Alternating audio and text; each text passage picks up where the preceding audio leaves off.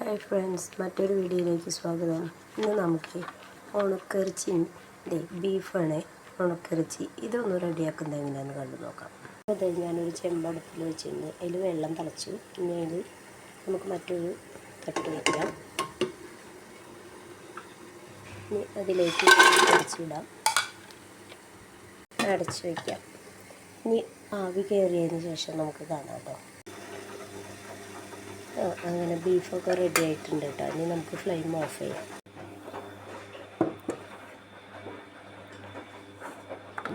ഒന്ന് ചൂടാറട്ടെ കേട്ടോ. അപ്പോൾ അതിനാവശ്യമുള്ള സാധനങ്ങൾ ചെറിയുള്ളി, കുറച്ച് ചെറിയുള്ളി, പിന്നെ വറ്റൽമുളക്, 2 സവാള, കുറച്ച് വെളുത്തുള്ളി, 2-3 തണ്ട് കറിവേപ്പില. അപ്പോൾ നമുക്കിതൊരു ഗ്രൈൻഡറിലിട്ട് ചതച്ചിട്ട് വരാം കേട്ടോ. ഇതിലിട്ട് വറ്റൽമുളക് ഇട്ടു, ചെറിയുള്ളി,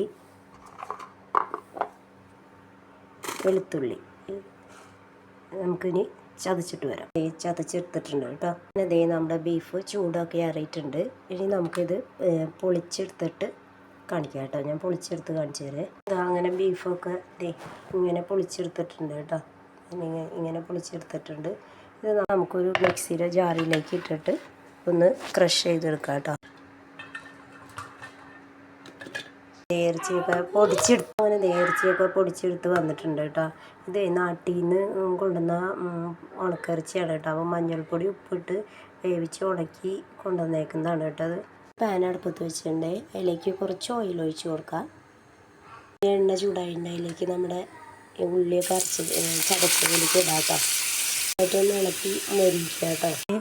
ഇതൊക്കെ മൊരിഞ്ഞുണ്ട് കേട്ടോ. ഇനി നമുക്കിതിലേക്ക് ഒരു സവാളയും ഒരു തണ്ട് കറിവേപ്പില ഇട്ട് കൊടുക്കാം. ഇതൊന്ന് എടുത്താൽ മതി കേട്ടോ. മൊരിക്കണ്ട കേട്ടോ സവാള. അങ്ങനെ സവാള വാടിയിട്ടുണ്ട് കേട്ടോ. ഇനി നമുക്ക് ഇതിലേക്ക് ആ ബീഫ് ഇട്ട് കൊടുക്കാം കേട്ടോ. നന്നായിട്ടൊന്ന് ഇളക്കി കൊടുക്കാം കേട്ടോ. ഇനി ഇതൊന്ന് മൊരിഞ്ഞ് വരട്ടെ കേട്ടോ. എന്നിട്ട് കാണിച്ചു തരേ. അങ്ങനെ നമ്മുടെ ബീഫ് റെഡി ആയിട്ടുണ്ട് കേട്ടോ. ഇങ്ങനെ ഉണക്കിറച്ചി ഉള്ളവർ ഇങ്ങനെ ഒന്ന് ഉണ്ടാക്കി നോക്കി ഫീഡ്ബാക്ക് അറിയിക്കണേ. അപ്പോൾ മറ്റൊരു വീഡിയോയിൽ നമുക്ക് വീണ്ടും കാണാം. Bye bye.